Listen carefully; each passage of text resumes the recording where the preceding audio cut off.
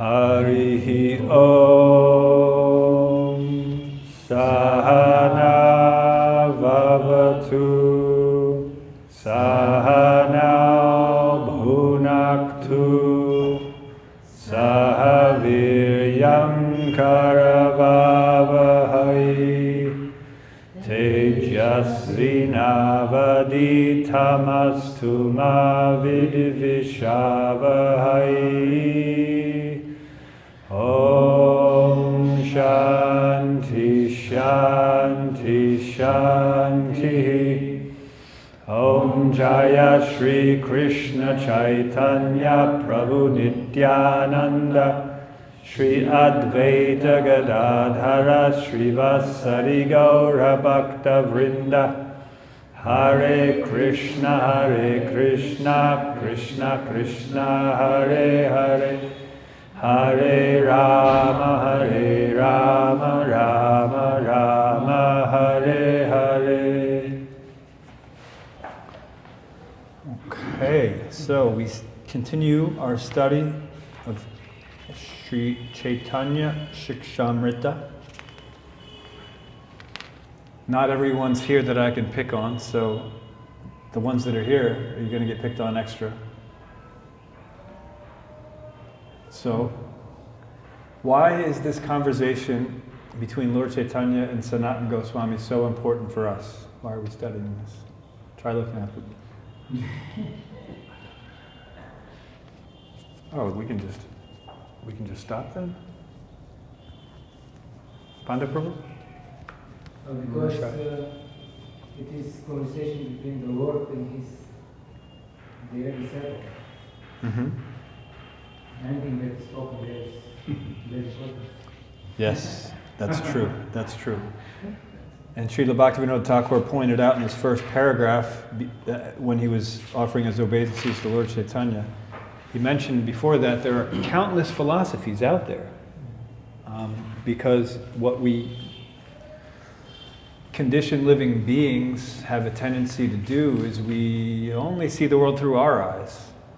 We think that our experience is supreme, and much better than everyone else's. But this conversation between Lord Chaitanya and Sanatana Goswami not only shows us that we have to understand philosophy from the Lord's point of view, not from ours, and we have to adjust our lives accordingly, but he also gives us a formula to understand Shastra. Because otherwise, you can refer to Shastra continuously, but still not be actually following the right philosophy. It says countless philosophies, all attempting to reach the truth. They all have good intentions. They're incomplete and mutually conflicting, being generated from illusory premises. So even if we're referring to Shastra, we could have the wrong impression, right? The example are the Mayavadis. What's their wrong impression?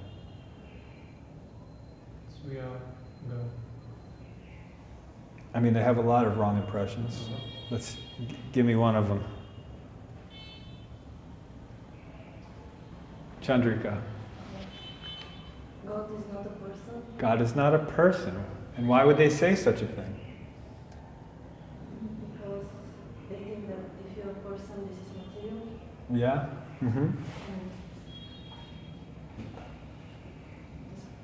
The spirituality is only impersonal command. Yes. They try to impose material ideas on spiritual nature. So they say, well, we have a material body and it's temporary. So spiritual means that it wouldn't be temporary. So therefore he has no body. And it sounds logical. But it's not. It's not sound. Because he does have a form, it's just not a material form. So he has a form, but it's Satchidananda. It's eternal, it's fully cognizant at all times, fully aware of everything, and full of bliss. Whereas here, our bodies are, first of all, temporary, they're not eternal. They're covered by illusion, they're not fully cognizant, and at best, we can only pursue happiness. And the happiness we get is very brief, it's flickering, because everything material goes through 6 transformations. It comes into being, it grows, it produces some byproducts, it remains for some time, it dwindles and it dies. And so that's what we have experience of. So these philosophies that people come up with, they make sense to them. And to them, that's the only thing that makes sense. But the reason this conversation between Lord Caitanya and Sanatana Goswami is so important is that it shows us how to actually understand the Shastra, how to approach it, how to make sure that what we're getting out of reading the Shastra is actually the Shastra's intention, right? And not just our idea of what the Shastra might be saying, or what it's saying to us, or what it means to me. We hear that a lot, right? When people are reading Shastra, well, what this means to me is that, and then they can go on their tangent, and they might be right if it's actually following this formula that Lord Caitanya instructed to Srila Sanatana Goswami.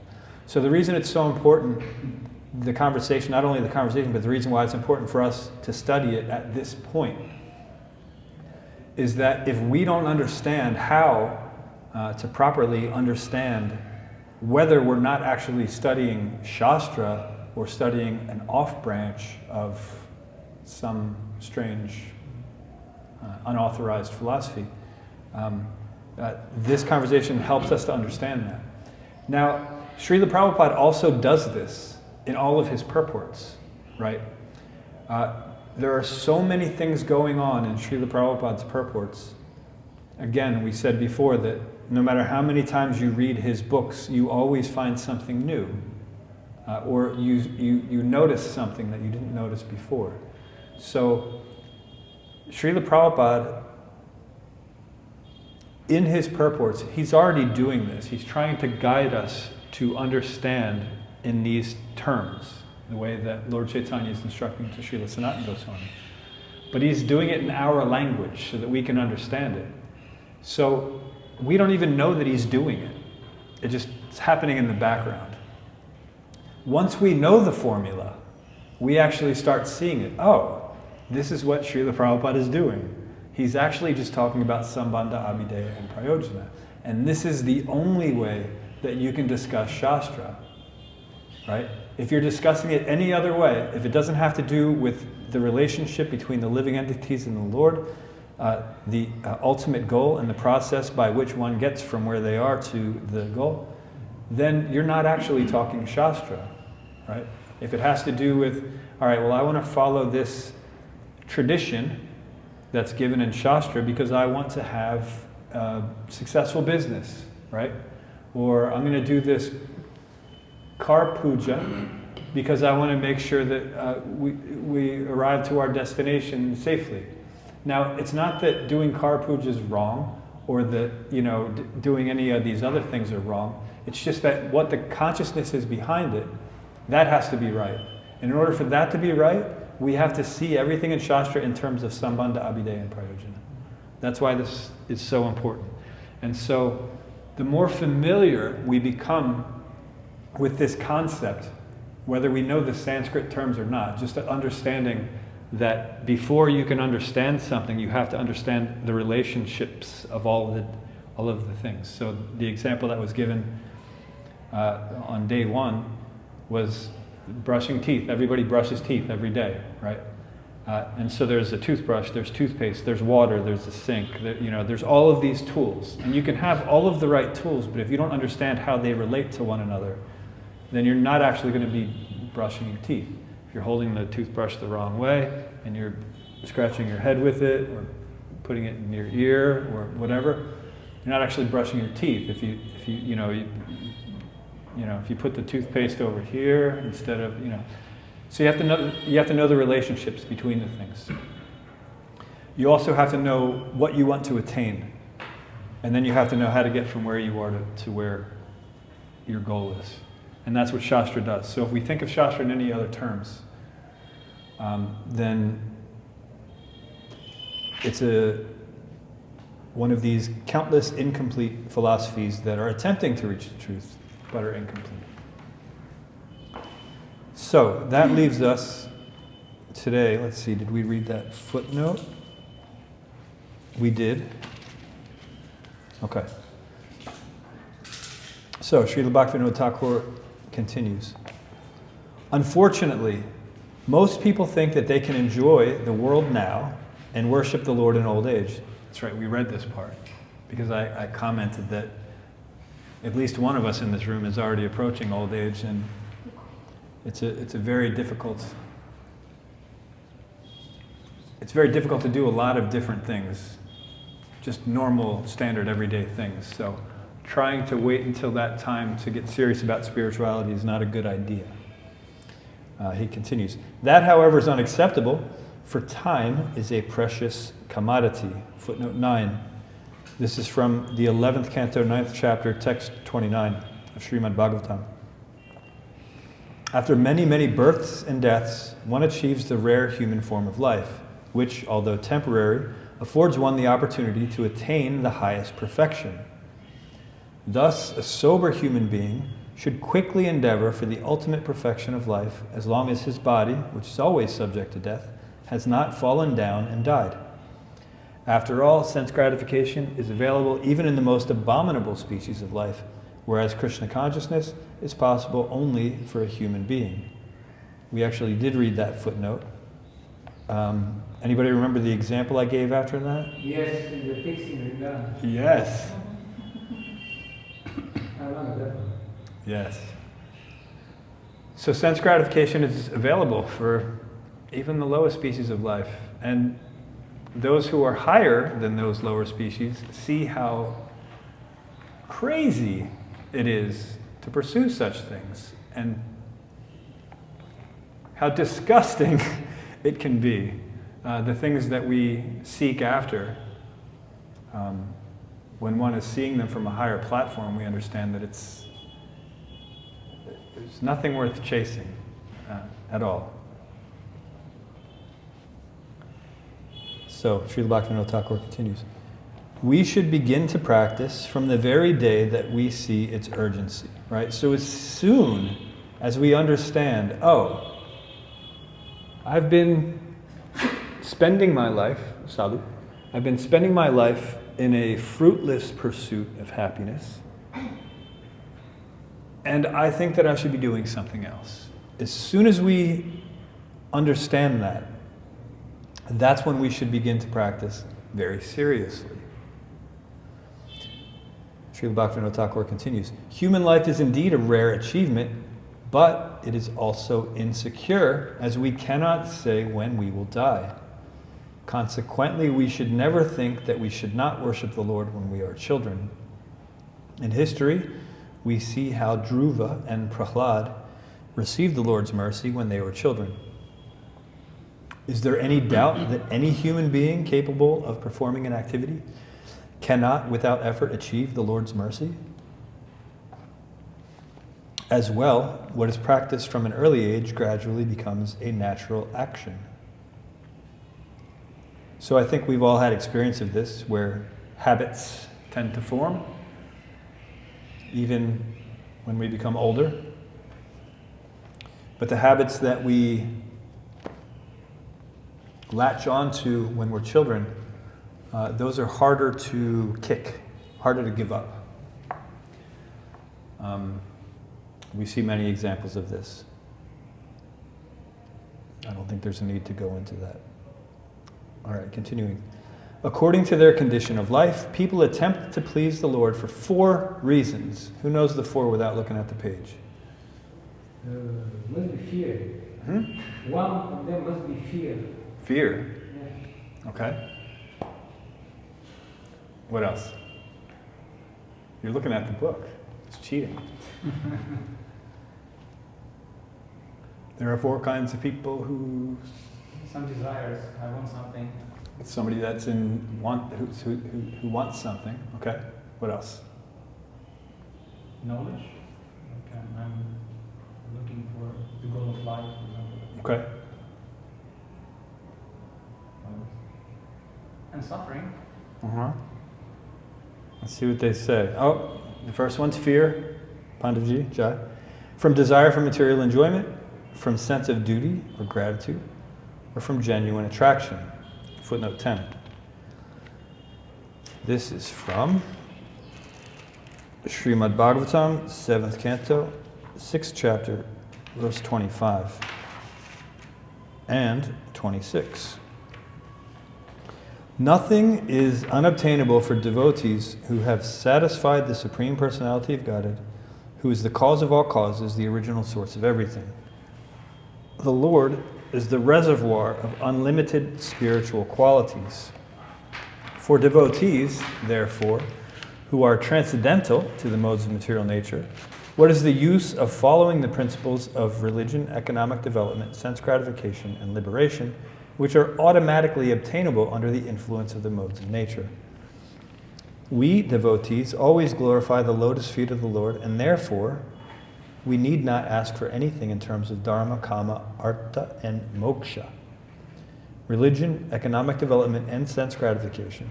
These are described in the Vedas as trivarga, or the three ways to salvation.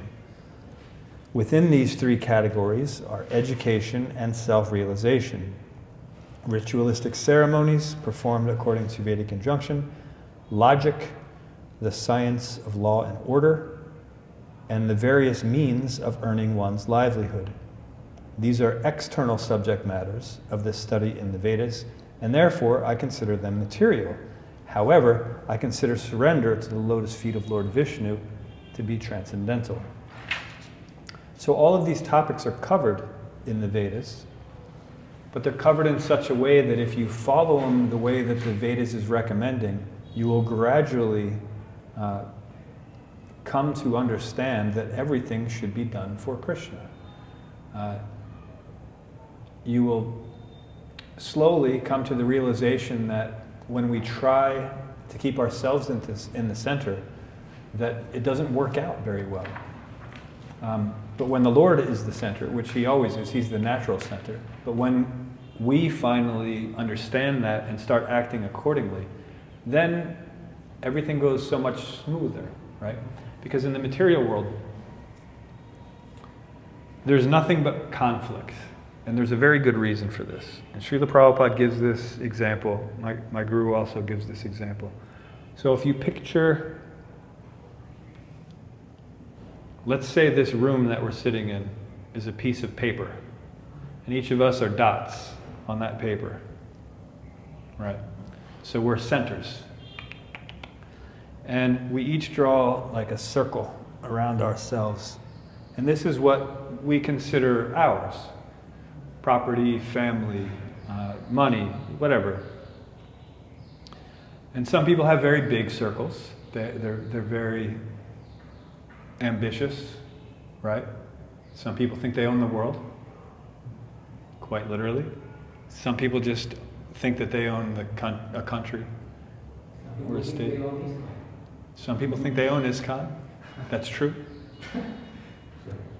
And yes, and if they just did what I know to be true, then it would finally be successful, right?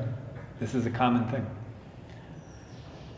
So we each draw our circles, and what we find is that since each of us centers has our own circle, there are overlapping lines. So there's something that Chandrika is claiming, that you have to remind me your name. Yana? Got it.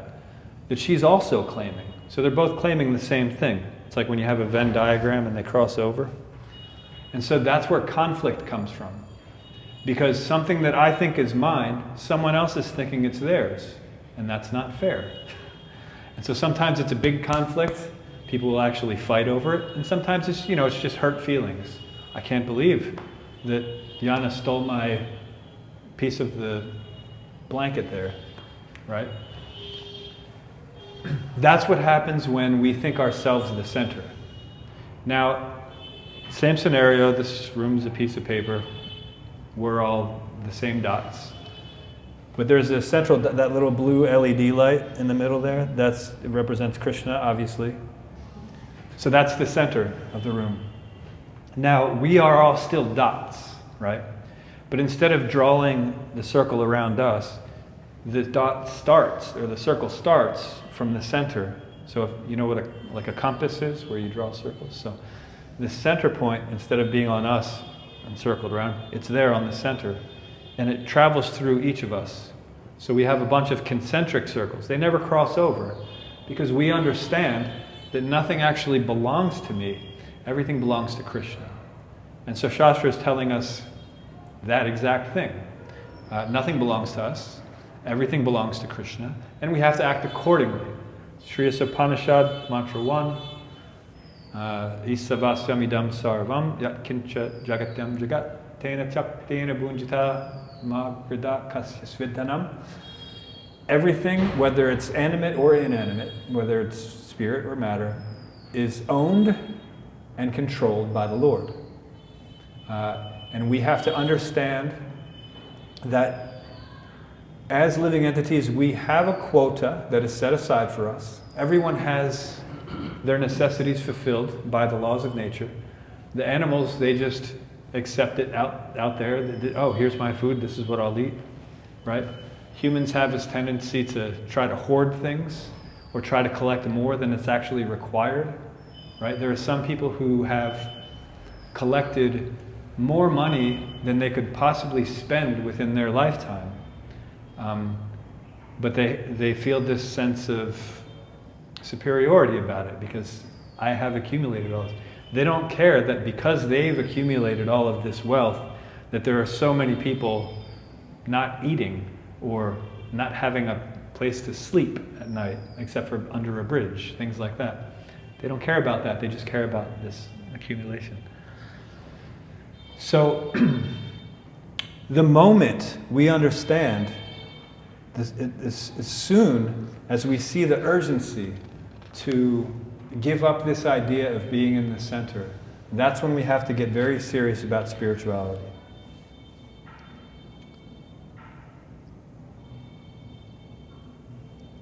Okay, Srila Bhaktivinoda Thakur continues. Some people are inspired to worship the Lord because of sickness, poverty, fear of hell, or fear of death. That was the first reason given, fear. Others worship the Lord praying for material happiness, desiring greater material progress. That's the second reason. These two types of people, although beginning their worship out of fear or material aspiration, often become attached to pure worship, since worship of the Lord produces genuine joy.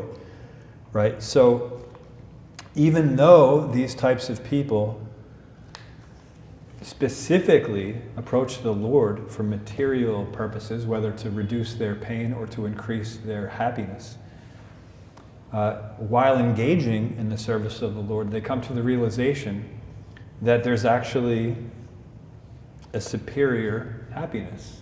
An actual happiness, I should say. Dhruva Maharaj, he was mentioned earlier. Hare Krishna.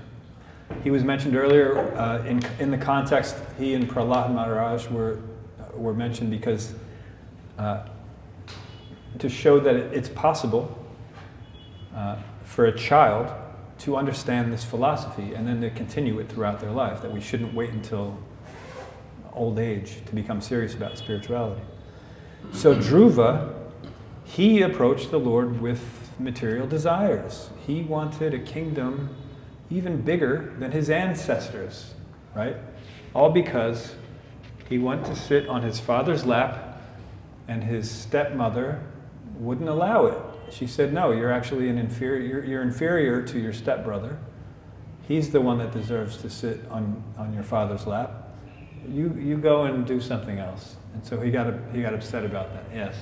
Well, her argument, if you think about it, is much like the argument of Jatabushai and the smart Brahmins, who say that you strong people, first of all, you have to take proper birth in a proper family, and then only you can think about liberation or going back onto birth. Yes. Because she was saying, first of all, my dear child, first of all, you take birth in my womb. Yes, you're qualified, not because anything, but because you Your mother didn't come out of my body. Yes. This was a very crooked argument. Yes. Yeah. Nice. Yes. So because of that, he was upset. How old was he? 5? 5. He was 5 years old. He got upset. But he was intelligent enough to approach someone who could actually explain to him the absolute truth. And so they told him what to do. He said, okay, whatever. No. Akama, sarva kama va, moksha kama ador. Whether you have no desires at all, or you have all desires, or you're desiring liberation, no matter what you're desiring,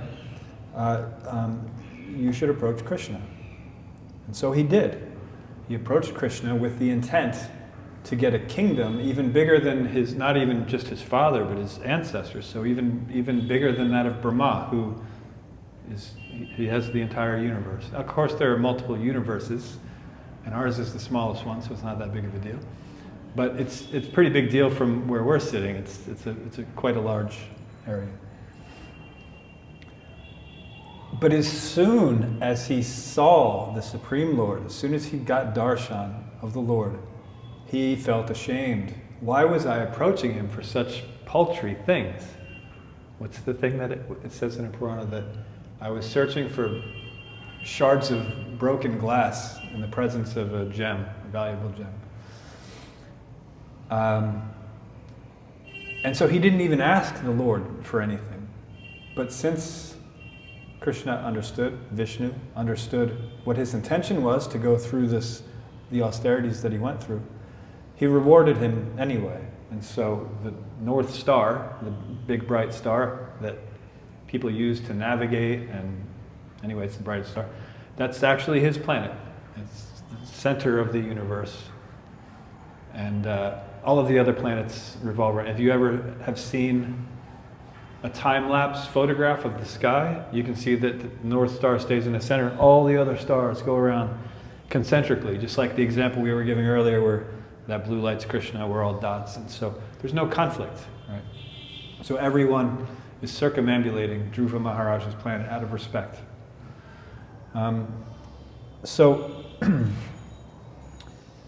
Just like it's saying here, even though these two types of people, those who approach the Lord trying to mitigate their distress, or those who are trying to get more happiness, while worshiping the Lord, it purifies that desire, and then it produces genuine joy, right? What one is actually looking for.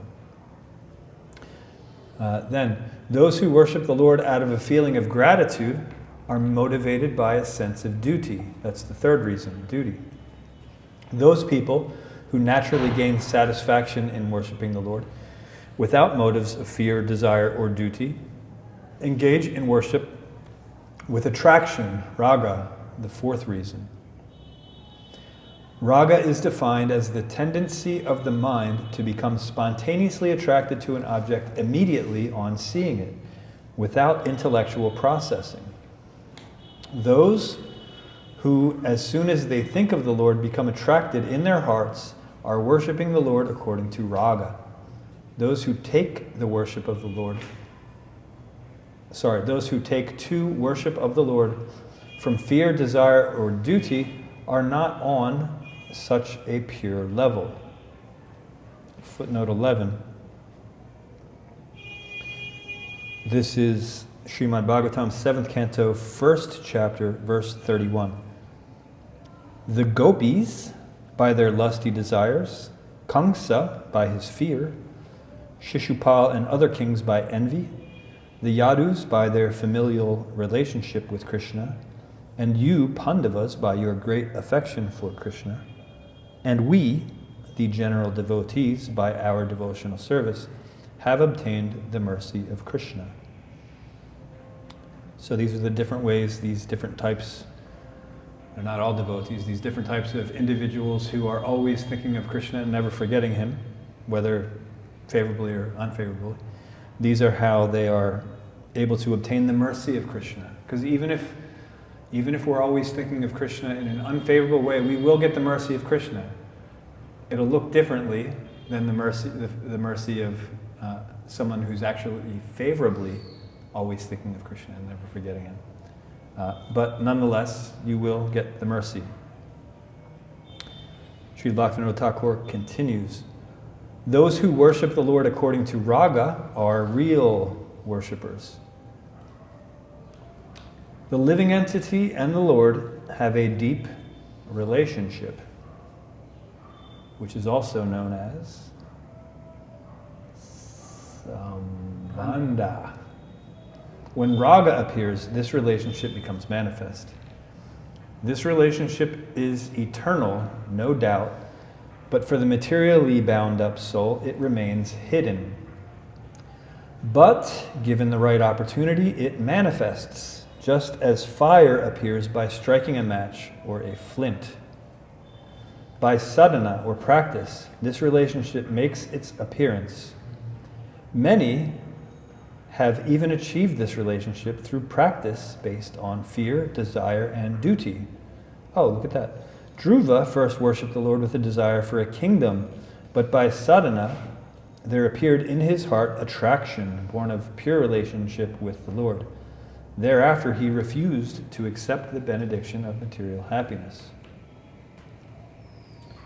Fear and desire are extremely base. Those are the first two reasons. When intelligence becomes clear, the devotee gives up fear and desire. Duty or gratitude becomes the sole motive. And that's the third reason. And as long as raga toward the Lord does not appear, the devotee should not give up worship according to duty. That's a very important sentence there. Because the last paragraph, the previous paragraph ended, nope.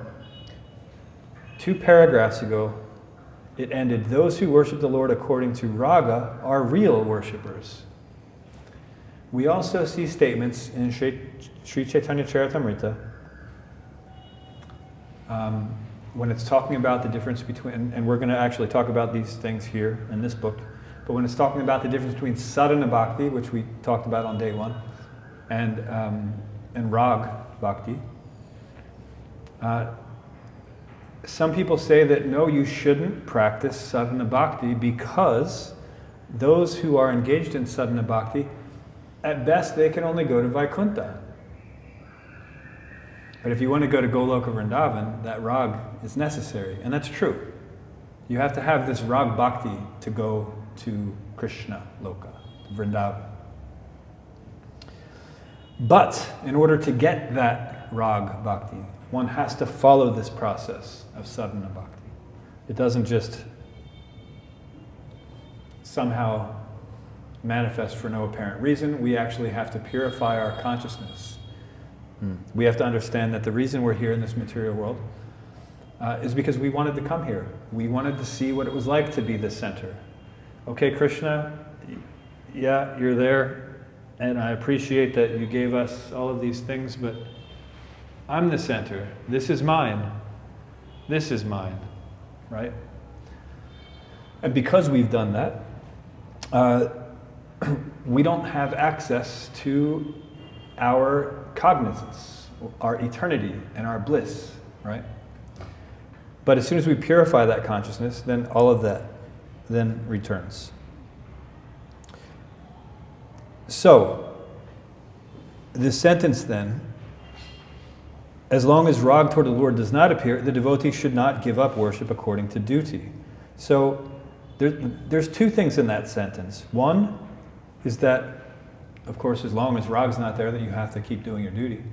But then the other part is, once rag is there, then the duty's not so important. And we have to understand both of these things, and we have to understand why they're both important. And if we don't understand why they're both important, then we're not going to make much progress. Now, I know this example is going to come up at some point, but since we just read this bit, I'm going to bring it up now, and then again, we'll have it. So there's this principle that I refer to it as the stepping stone principle. I'm sure you're all familiar with, or maybe you're not. I grew up in the countryside where there were lots of creeks, and we used to like to hop across them, but if you didn't want to get your feet wet, you'd have to put these stones. That way you can, you got it? I don't know the Bulgarian term. But, so to get from one side, especially if it's a very deep river, right, you need these stepping stones, otherwise you get swept away. So there are two important things to understand about stepping stones. The first one is if you're on one side of the river and your goal is to get to the other side of the river, the stepping stones are very important, if not necessary, especially if you don't have wings or can jump 60 feet or 30 meters, 20 meters. Sorry. The second thing is eventually you have to leave the stepping stone behind, right? So there's two dangers. One danger is to put too much value on the stepping stone. You know, you're walking across and you're just so grateful that this stepping stone has gotten you from the bank to, you know, at least a partial progression to where you want to go. And you become so attached to it that you just want to stay there. You want to, you know, build your house right there on that stone and never leave it because, you know, it's so important. It got me from there to... But the point is that you want to go further, right? So that's the first mistake that you can make, is to become attached to something that's beneficial, but not ultimately important. The other mistake that people make is that since they have been told, since they're aware that ultimately you have to give these stepping stones up, that what's the point in using them anyway? They have to be given up. So I've already given them up, but I'm still over here on the other side of the river, right? So these are the two problems that come up. And what we have to understand is the stones are important, we have to use them, but we also have to leave them behind if we want to actually get to where we want to go, right? So if we understand both of those things, and we don't fall into either of those two traps, where we prematurely just give them up without even using them, or we put so much value on them that we can't let them go, we will not make it to our ultimate destination. So that's what this sentence is saying, and Srila Bhaktivinoda Thakur will put it much more eloquently soon, I think. But I mean, even if it's only 2 pages away, that's like 3 months from now. So. Not really. Okay. Continuing. From the sense of duty, two standards arise: to respect the rules, vidhi, and to avoid breaking the rules, nishedha. So one is actually having respect for them, and then the other one is making sure we don't break them. It's similar, but slightly different. These rules for worship of the Lord were established by great devotees long ago and recorded in the scripture. Footnote 12. Footnote 12 has a few verses from Caitanya Siksamrita, Madhya Lila, chapter 22, and then also one from Srimad Bhagavatam. There are two processes of practical devotional service. One is regulative devotional service, and the other is spontaneous devotional service. Those who have not attained the platform of spontaneous attachment in devotional service, render devotional service under the guidance of a bona fide spiritual master according to the regulative principles mentioned in the revealed scriptures. According to the revealed scriptures, this kind of devotional service is called Vaidhi Bhakti. Krishna has many types of devotees. Some are servants, some are friends, some are parents, some are conjugal lovers. Those who are situated in one of these attitudes of spontaneous love, according to their choice, are considered to be on the path of spontaneous loving service. And then from Srimad Bhagavatam, 3rd Canto, 25th chapter, text 38, devotees who receive such transcendental opulences are never bereft of them. Neither weapons nor the change of time can destroy such opulences. Because the devotees accept me as their friend, their relative, their son, preceptor, benefactor, and supreme deity, they cannot be deprived of their possessions at any time. Right? Because these aren't material possessions. Material possessions we are deprived of at the time of death. Even if we stipulate in our last will and testament that we are to be buried inside of our Corvette that we spent so much time restoring, We don't have it. The soul's gone. It's out of the body. We don't even have the body anymore. It becomes food for the worms. But these opulences that are mentioned here, they can't be deprived because they're not material. They're spiritual possessions. So just as we spoke of on either day 1 or day 2, the difference between spirit and matter, I think that was day 1. This is reconfirming that. Then, following the scripture and reverence for the rules, Vaidhi Bhakti, or regular devotional service, arises from the sense of duty. So that was the third reason of the 4 that were given.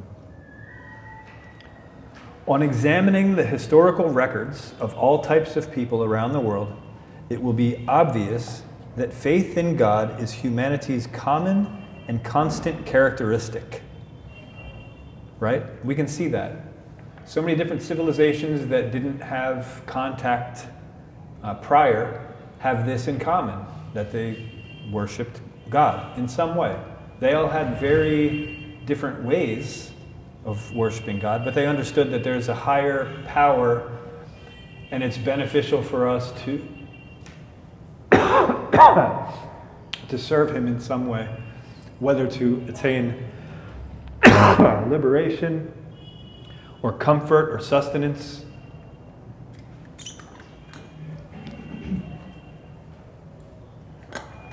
Some people see God in nature, so they worship mountains and rivers because they provide the sustenance for their being, the shelter and the food that they have.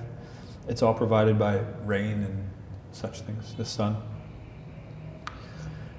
Continuing, uncivilized forest tribes survive like animals on flesh, but they also worship the sun, the moon, huge mountains, large rivers, and tall trees as their benefactors and controllers. It's funny that every time I comment on something, I should just keep reading because it's right there. Yeah. Sorry about that.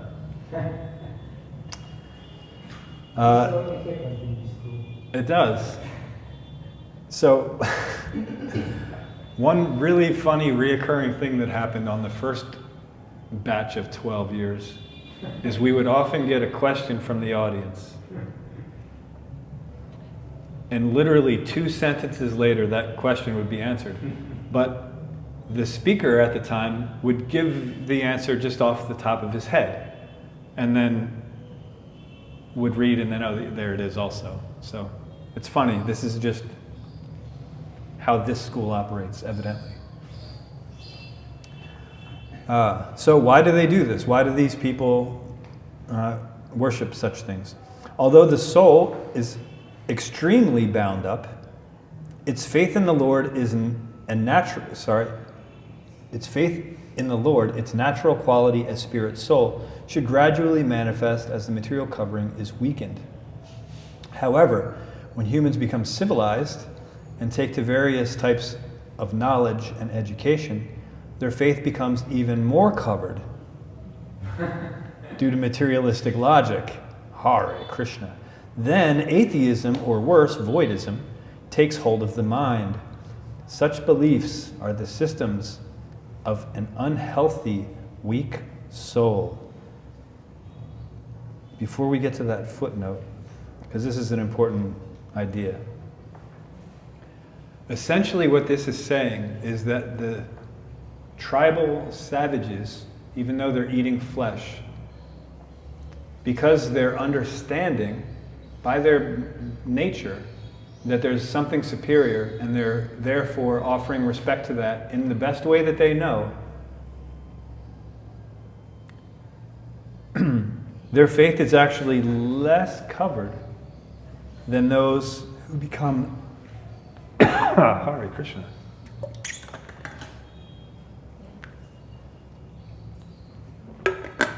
It's okay, sis. Somehow those things don't help me. But thank you. Less covered than those who become civilized and take to various types of knowledge and education. Why does it become even more covered due to materialistic logic? Well, that was the reason it was given in the not the very first sentence, because the very first sentence was obeisances to their lordship Radha and Krishna. But the second sentence that Srila Bhaktivinoda Thakur opens with is, there are countless philosophies, but although attempting to reach the truth, they are all incomplete and mutually conflicting. So when we start becoming so-called more civilized, and we start taking shelter of various types of knowledge and education, that faith becomes more covered because we have more faith in the process that we're studying than the Supreme Lord. That's how it comes out. Because I feel quite proud that now I can logically stipulate why I do the things I do. I can explain that logically, right? So now it's self-centric. It's not God-centric anymore, right? Which is why it's important. I thought you had to leave early, Prabhu. Yeah. Oh, No, it's okay. okay. He's so absorbed that he's forgot that he had to go. That's why it's important for us to understand how to understand Shastra and not just interpret it according to our own whims. So, footnote 13. This is from Srimad Bhagavatam, 11th canto, 14th chapter, verses 3 through 8. By the influence of time, the transcendental sound of Vedic knowledge was lost at the time of annihilation.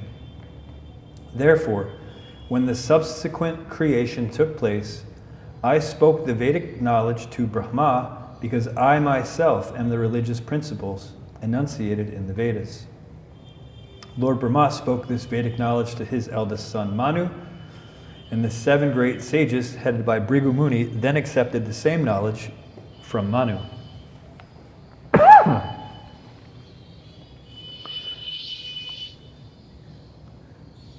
From the forefathers headed by Bhrigu Muni and other sons of Brahma appeared many children and descendants who assumed different forms as demigods, demons, human beings, guyakas, siddhas, gandharvas, vidyadharas, charanas, kindevas, kinnaras, nagas, kimpurushas, and so on. Various species of life. Yes? So, can we say the degree of covering of the faith corresponds with the degree of sinfulness of the person? Yeah.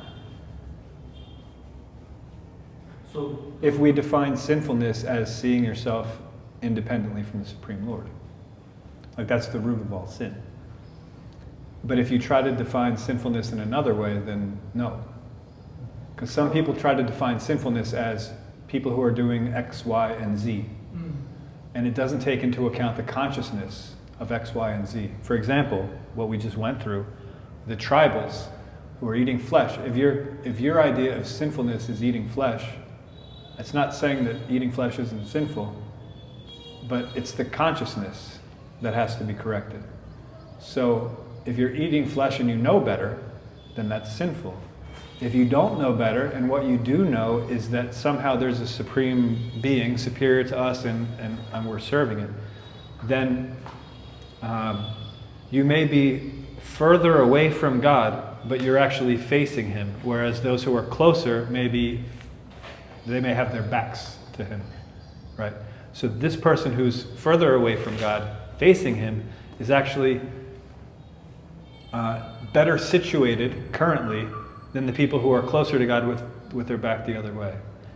Even though technically one's closer, the one who's actually looking toward God. So it depends on how we define sinful. But yes. So then, the follow, can we say that one who has a lesser covering of the faith, but is eating meat, things like that, he's more likely to become conscious than one who has a higher degree of covering of the faith, but is vegetarian and sophisticated? To look at it. Yeah. Not always, but Many times it can be like that. The thing is, the one who is closer to God but facing the wrong direction, all they have to do is turn around, and then they're actually better off than the other ones. But they have to turn around. Does that make sense? Mm-hmm. So as long as their back's turned, there's no connection. They don't understand the relationship. But as soon as they turn around, then they're actually better situated. So anyone from any position in life can become Krishna conscious. That's why the Vedas are so vast. They're, the Karma Kanda section, which we tend to speak ill of, because it's all about sense gratification. Yes, it's about sense gratification, but it speaks of sense gratification in such a way that if you perform it according to the Vedas, according to the laws that God gave, you will gradually purify your consciousness, right? So it matters less where we are and more on which direction we're faced. And then, of course, if we are faced the right direction, then naturally we should actually be progressing. It's not that we stay there. Yeah, once that clarity is there, then you actually move up in your stations in life. But as soon as one is distracted by the externals, one is turning back around. That's why I was saying those who are studying, they're becoming more sophisticated and looking into material knowledge. They're distracted by that knowledge. So we hear in the Bhagavad Gita that the Vedas also has some flowery language, but material knowledge it's all flower. There's no knowledge. So we accept the flowery part because at least it's getting us to where we need to go. Now we don't want to go backwards, right? We don't want to just say, okay, we're going to put aside Sri Caitanya Siksamrita, and we're going to study the Karma Kanda section of the Vedas, and we're going to learn how to enjoy our senses. We're not going to do that, although many people would probably be amped about that. But since we know that there's an urgency, we know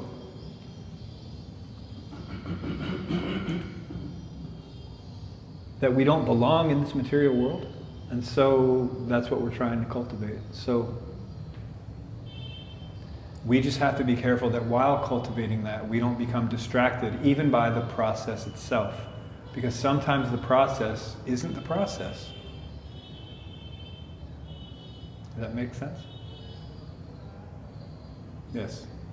Yeah, two things. In Bhagavad Gita also, Krishna explains that the most degraded persons who never surrender to him are not the Buddhas, but the Narayanas. Those who are professionals, they have education, but they encounter the Lord's service, but they reject it. They are not great. And also, to substantiate what you said about the persons who are relatively close to Krishna, but they have turned their back to him. But if they turn their face towards him, then they will be well situated, certainly. In Javadharma, there is the example of a sannyasi we spoke about this in the morning, who was Mayavadi sannyasi, impersonalist, who was practically a liberated person, and then he became Mm. When he became devotee, it took him 2 days to achieve a bhava. Yeah. 2 days. Yeah. Because he was already liberated, practically. Yeah. And for him it was no problem just to sit down and fix his mind and chant. He already did this for many, many years. Yeah, so in one sense the process is the same for everyone. We're adjusting our consciousness, redirecting our consciousness. But for some, once that consciousness is redirected, it's just much easier because they don't have to go through a whole lot of steps. That's good. I'm staring because I don't have my glasses on. I can't see your face, and I'm trying to determine whether I'm very happy with that. Like Sarvabhauma Bhattacharya, he's looking at Lord Chaitanya. Yeah. Basically, I'm seeing the same thing, but you could be like, or you could be like, So, sorry. Just to finish off this footnote. All of the many universal species, which were just listed, along with their respective leaders, appeared with different natures and desires generated from the three modes of material nature. Therefore, because of the different characteristics of the living entities within the universe, there are many Vedic rituals, mantras, and rewards. Thus, due to the great variety of desires and natures among human beings, there are many different theistic philosophies of life which are handed down through tradition, custom, and disciplic succession. Tradition, custom, and disciplic succession. There are other teachers who directly support atheistic viewpoints.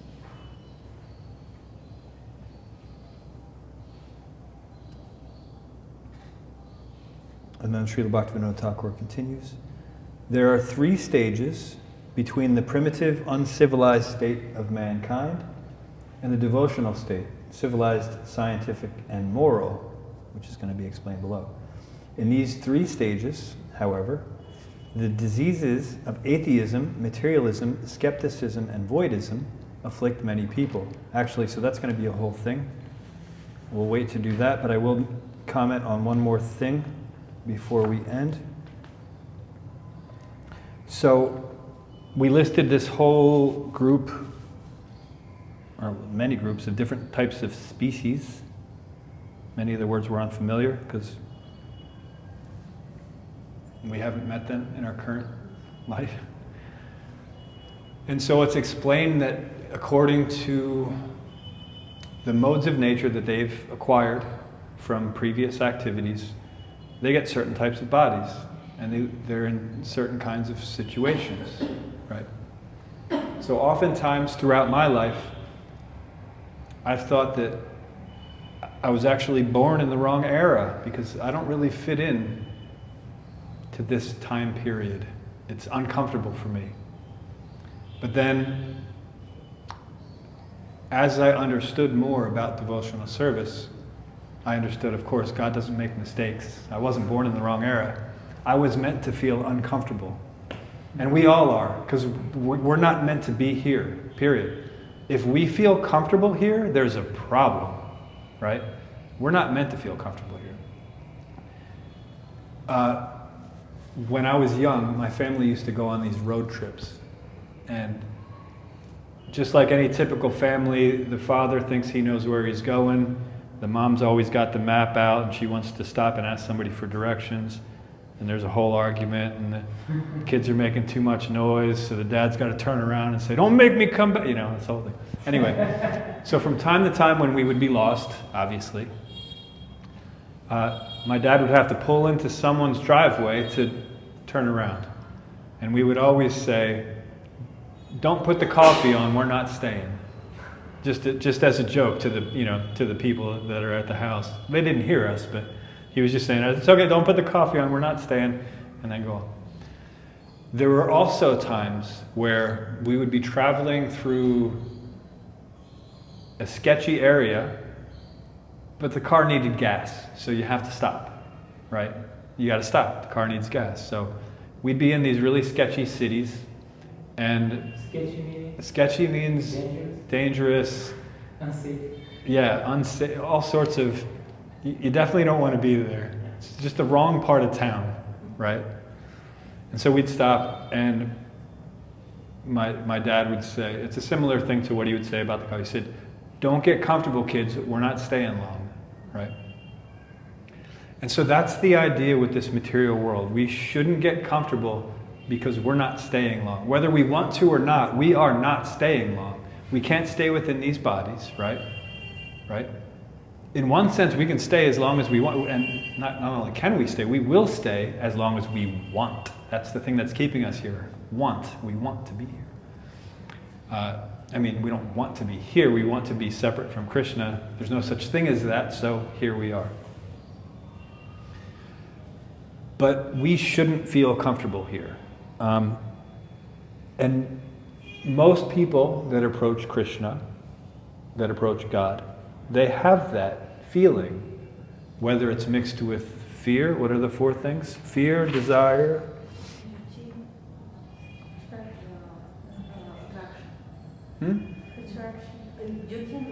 Fear, desire, yeah, and genuine attraction. And then duty, right. Thank you. You knew it better than I did. So even though it's mixed with one of those things, there's that underlying understanding, because it's natural, as was mentioned before. But yes, okay, we went over time. So tomorrow we'll start on those 3 stages between primitive, uncivilized mankind and the devotional state. Om Hare Krishna, Krishna Krishna, Hare Hare, Hare Rama, Rama Rama, Hare Hare. Srila Prabhupada ki jai, Srila Bhaktivinoda Thakur ki jai, Ananta Koti Vaishnava Vrinda ki jai.